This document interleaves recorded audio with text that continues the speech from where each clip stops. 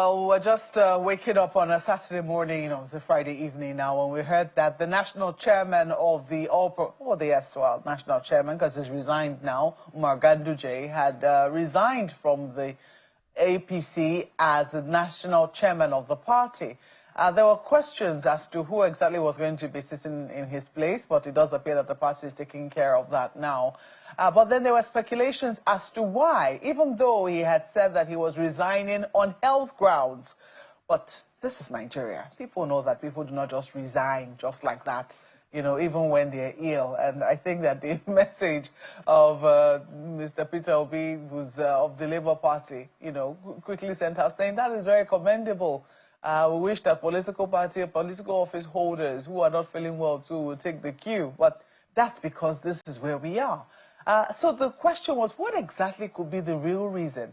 Is this in connection with 2027? Is it in connection with certain calculations within his party? We do know that the national chairman before now was the governor of Kano State and had been deputy governor to former governor of Kano State as well, Kwankwaso, who many had been speculating they want to move to the APC. It was seen that the All Progressives Congress had been wooing him for a long time, even though he's been saying, look, I'm not ready for any coalition. But it does appear that this resignation, and that's what political analysts have been saying, is to prepare the grounds and to say that, sir, if you're ready, they're ready to welcome him into the All Progressives Congress. But what exactly is it? Is that meat to this speculation? This morning, we're being joined by Yusuf Ibrahim Sharada, who is a national coordinator, Project Save Nigeria, and also an ardent supporter of the Kwankwaso movement.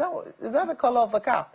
Yeah. Does that explain the cap you're wearing? Because I know they like red caps. Yeah. It is our symbol. Indeed. So when you heard the resignation of Umar Ganduje over the weekend as the national chairman of the APC, did it send a signal to you that indeed perhaps the APC could be serious about getting the Kwankwaso and the NNPP into the fold of the APC? It is so because they have been wooing Senator Kwankwaso to join them in APC, knowing his antecedent and the mass followership. And of course, it is their political permutations. Senator Kwankwaso had been staying away from APC because he is not in tandem with what they are doing as a government. But they have been insisting that they want him to join them.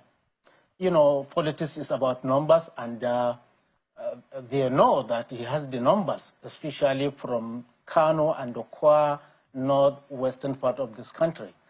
So we don't know. Maybe they have perfected their plan, and this is one of their way to show him, because we believe that our boss, our leader, Senator Kwankwaso, will not join them, especially with Ganduje as the chairman of that party, knowing fully, because he is the person that knows Ganduje more than any other person. He has been his boss. They served 2 terms together, Ganduje as his deputy. So maybe APC have perfected their plan. They want Kwankwaso to be in their side. And it is political permutation, as I told you.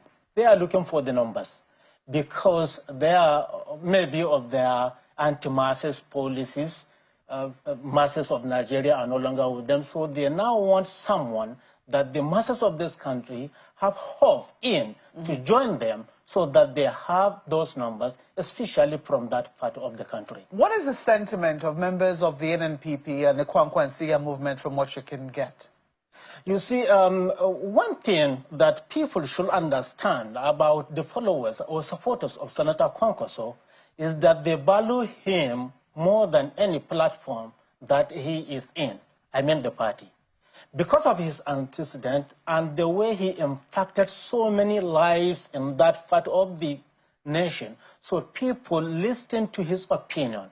Now people are waiting for him to lead the way, to show the way, to give directives, and they are ready to follow because they have that belief in him that he will not take them to where they will suffer.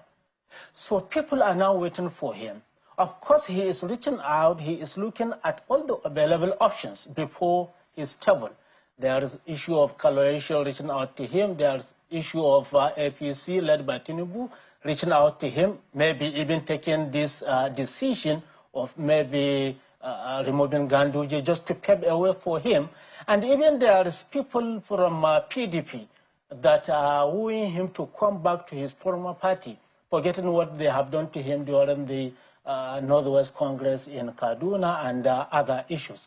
Now he is weighing all these options, especially to see where, if he go, will be better for himself and for his followers, and by extension for the masses of this country. Of course, the NNPP are waiting for him to lead, and everybody, the governor, the senators, and all the high-ranking officers in the party are waiting for his decision. So they're waiting for him to lead. They hold no, and they're not reluctant for him to join the APC. You see, they are not reluctant for him to join the APC because he will not just join like that. He must be on a table with them to show them that, okay, if we are to be with you, this is what we don't want, what we don't like, especially from the governance aspect of East. All these anti-Marxist policies, he will not agree with them. And if they agree to listen to him, to know his fate and the fate of his followers, to know that they can adjust and revisit how they are governing the country. No. If he decided, he can join them, and we are ready to follow him. Well, I do know that political watchers have been saying that in all of this, what they have been looking at is the position of the current vice president, because it does appear that the current vice president might not be on the same ticket with the president come 2027. That has not been confirmed anywhere, but these are some of the things that we're hearing, and it has not been debunked as well, because we're hearing that, oh, it's only after the convention that the president will take a decision on that. So that clearly hangs in the balance. And people have been saying, oh, perhaps that is a position that is going to be offered the leader of the Kwankwaso movement. And there are those who are saying, no, that will be an insult. And those who are saying, no, it is not an insult. Where do you stand on that? You see, Senator Kwankwaso is a politician. And he has served this country in so many capacities. Do not forget he was a minister? Yeah. Even before then, he was a member of House of Representatives, a deputy speaker for that matter, then served as a governor, as a minister, as a senator. So if he was offered a vice presidential slot, it's not an insult.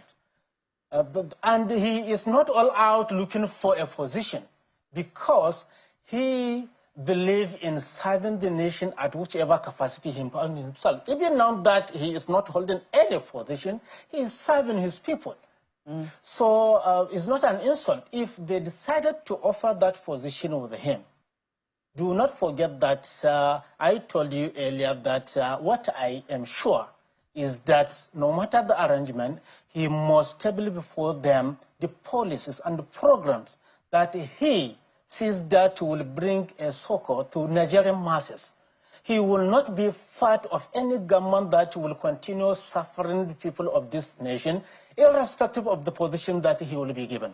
But if they will agree to revisit their policies, of course he can accept and work with them. And giving him a VP is not an insult. And that's one thing that I will want very quickly, in 30 seconds here. We have to go 30 seconds.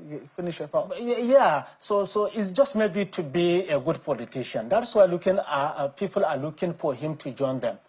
Do not forget that I told you all the other three Republicans are looking for him. And it is because of his antecedent and the way he conducts himself in politics. He's not a power monger as people think. Well, we'll wait and see how political developments evolve. We have to thank you very much for coming on Sunrise Early this morning. Yusuf Ibrahim Sharada is the National Coordinator of Project Save Nigeria, and also, as you have heard, an ardent supporter of the Kwankwaso movement. Thank you once more for coming on the program. Thank you.